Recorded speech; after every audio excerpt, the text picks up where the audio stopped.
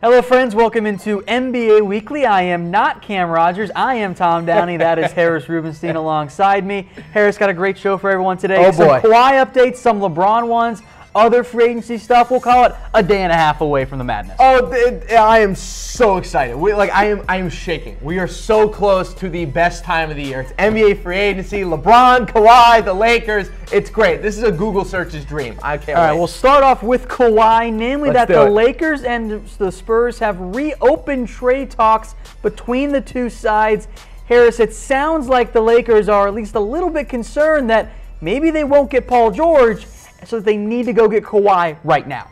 And if you're the Spurs, I don't even think you even listen to the Lakers. If the Lakers need to make a trade between today and tomorrow, you just tell them to screw off and you talk to them in September when you actually want to make a deal. But from the Lakers' perspective, this is getting really interesting. When we heard last night that talks are really starting to ramp up, I think what happened is that the Spurs originally told the Lakers, we are not moving Kawhi unless you give us blank, blank, and blank. Lakers said, no, it's not happening. Spurs shut the door, in quotes. Now I think we heard last night, the Lakers called up and said, what do you want for Kawhi? And they said, blank, blank, blank. And the Lakers go, all right, let's do this. Let's figure this out. I really think we're on the brink of a massive, massive trade between the Lakers and the Spurs. We have a couple trades for you guys of what we think it could be between the Lakers and the Spurs. I think it might end up being even bigger than the trades that we have. And I think then in particular with the LA perspective is they have seen Paul George go to Oklahoma City and get along with Russ and have a good thing going on there. And I think they want to avoid a similar situation where they don't trade for Kawhi because they think he's going to sign in free agency. He goes somewhere else and he's happy. And he decides, maybe I don't need to go to LA. Well, and we also, we saw with Paul George. Exactly. He went to the OKC instead of going to LA or getting traded to LA. But I think with Kawhi, this is a little bit different of a scenario because there's so many different things at play in terms of what he wants versus what his group wants versus the Lakers and the Spurs and what their dynamic is. So a lot of it's still very much in the air. I think the one thing that's really been throwing all of us for a loop is we haven't heard from Kawhi. We've been hearing from the group. We've been hearing from Woj and the rest of the people. But we don't know what Kawhi is thinking through all this. Would Kawhi be interested in going to the Clippers along with the Lakers? Is this a Los Angeles thing?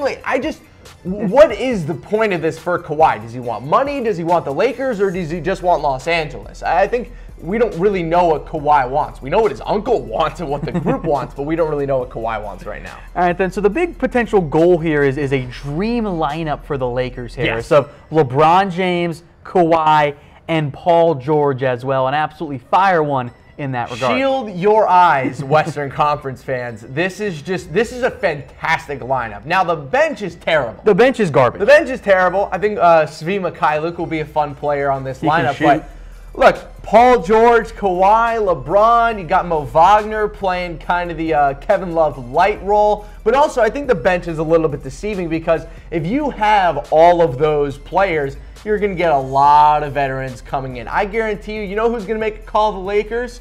Jamal Crawford. Ray Allen.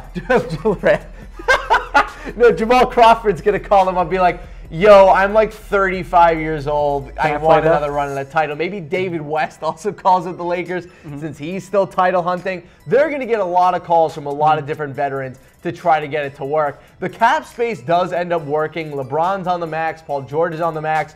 Kawhi, obviously, not getting his crazy extension until next offseason. And then the rest of the team is worth very little. Pennies at that point. You got a little cap space. So I want to make this clear. When I say remaining cap space, you'll see this on all of our lineup graphics.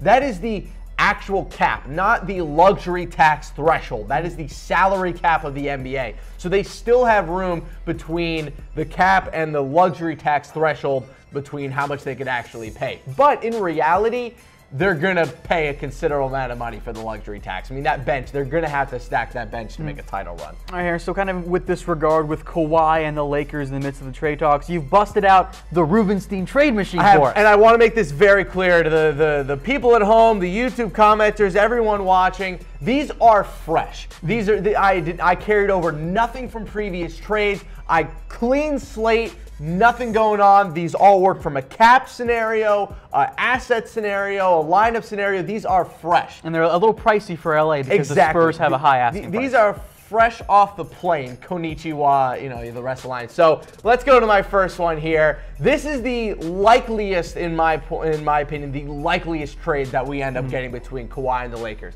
Brandon Ingram, Kyle Kuzma, Josh Hart, Luol Deng, the Lakers 2019 first, and another future first unprotected, which I think we might end up seeing the Lakers-Spurs trade end up being a 3-team trade so that the Lakers can end up with another future first-round pick. But for now, we don't know how the heck they're actually going to get it. So Ingram's gone, Kuzma's gone, Hart is gone. They finally get to move that Deng contract, and they have to attach a couple of firsts to that as well. If you're a Lakers fan and you're looking at this and being like, holy cow, this is way too expensive, this is what it's going to cost to get Kawhi Leonard. Not a penny less than 2 young players. You got to attach another young guy to get that Deng contract off the books, plus 2, if not 3 first-round picks. And I'll make note of this as well with the report that came out from ESPN, which we'll again discuss throughout the show today. The Lakers don't have the leverage here. It's the Spurs that have it because it's the Lakers who are up against the gun with the pressure of getting this deal done before LeBron has to opt out. The Lakers have no leverage. 0 leverage whatsoever. Absolutely nothing. And I think if you look at the lineup that the Lakers could end up posting up with this, it's insane. I mean, if you're the Lakers and you're a fan, you do this trade. I mean, I know everyone's crazy about Brandon Ingram. I know we're all crazy about Kyle Kuzma, but he's fun. Mo Wagner can very much give you what Kyle Kuzma does from maybe an 85% of what Kuzma can bring you. You can bring in a free agent center. Maybe they bring Dwight Howard back to LA. I don't think so, but it's fun. No, maybe not. But look, they'll be able to stack the bench. Everyone in the NBA, at least veterans, is going to want to come to play with this team. I think at the center spot, you can bring in just a good rebounder. Maybe Tyson Chandler could come in. He's probably going to end up getting cut or moved by the Suns. So there are a lot of different angles that the Lakers can come at this from. But if you're the Lakers and you can get Kawhi Leonard, I understand that you're a little wary of doing it because he might just sign with you in 2019. But that's what you're going to have to pay to get Kawhi Leonard right now. Not in 2 months, not at the trade deadline, right now. That is what it's going to cost. All right, let's get to then your second trade offer here for the Spurs and Kawhi. This one involves Lonzo Ball.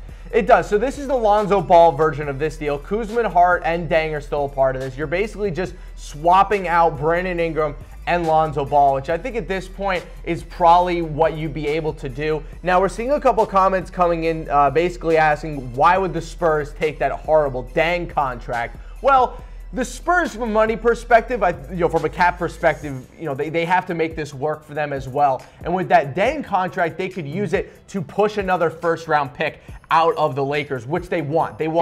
It ends up being a negative asset, but that's why you get multiple firsts. It is, but that's fine if you're the Spurs. I mean, he's only on, he only has 2 more years left on his deal. That's fine. Now, all of a sudden, your cap is full of young players. Alonzo Ball, Josh Hart, Kyle Kuzma, 2 first-round picks, cheap young contracts. So if you're the Spurs, you're fine taking that Deng deal because the only other person on your team you're paying is LaMarcus Aldridge. After that, it's Patty Mills, who's getting paid $10 million. Danny Green's getting 10. And Danny Green's getting 10 as well. That's nothing. You're totally fine making that work. DeJounte Murray's on a nothing deal. He's on a $1.3 million deal. Kuzma's getting 1.68. This is the Ingram lineup trade that we have coming in for you. Mills at 10 mil, Aldridge at 21. They still have 11 mil in cap space. With Luol Deng, you move Pau Gasol to the bench. Maybe they try to move him as well. So the Spurs can take that Deng contract and be totally fine, especially if they get that first round. Oh, it's not a terrible lineup. I don't know if it's a full-on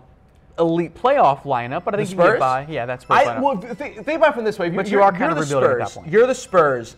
You won almost 50 games last year without Kawhi Leonard.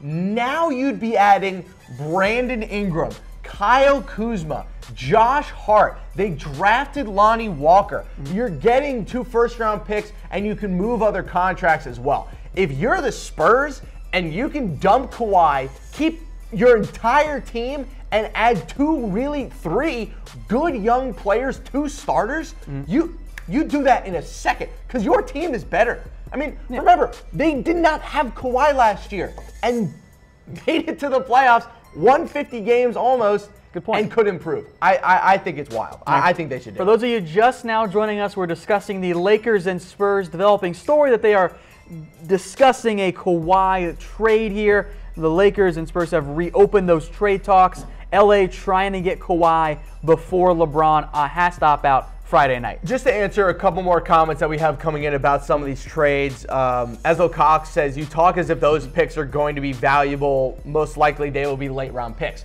It's true.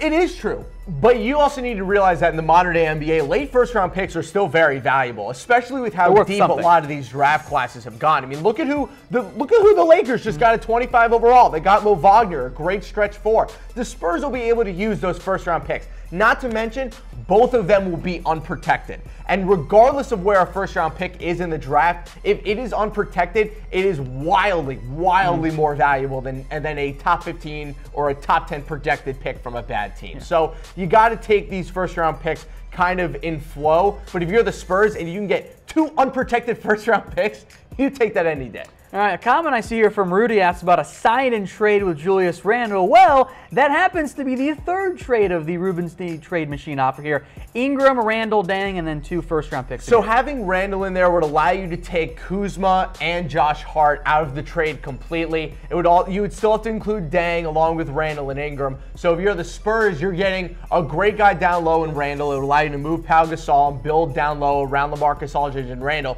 They actually play a really interesting counter game against each other. Brandon Ingram would be obviously a great fit with the San Antonio Spurs and Greg Popovich. And if you're the Lakers, I mean, you get to keep Kyle Kuzma and Josh Hart, plus you get Kawhi Leonard. I think this would be the best case scenario for the Lakers. If you get rid of Brandon Ingram, oh well. But you keep Kuzma. But you keep Kuzma and you keep Josh Hart. I think people underrate how good of a player Josh Hart is and how well guarded he is around the NBA right now. Villanova guy, great program, great kid, quality backup point guard on both ends of the court, smart player as well, high basketball IQ. So I think when you're trading for a guy like Josh Hart, you need to recognize that he has a lot of value around the league. He is a certifiable number 3 guard off the bench right now, which is difficult to find at such a young age. And I think overall, and I see a lot of comments saying the same thing here, one of the main points of the Lakers, why they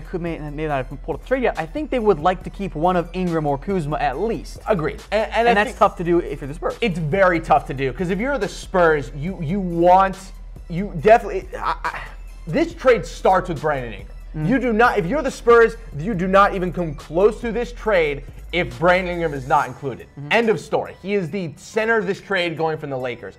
Alongside of that, you're going to have to trade another one of Lonzo Ball or Kyle Kuzma. And if you're the Lakers, and especially if you're the Spurs, you're not going to move Lonzo. The Spurs aren't going to, A, want Lonzo Ball, and B, the Lakers are not trading him away at this point. They've invested so much time and so much in him. Magic Johnson said he's going to get his number retired with the Lakers, and this whole they're not going to move Lonzo Ball. So it comes down to Brandon Ingram and Kyle Kuzma.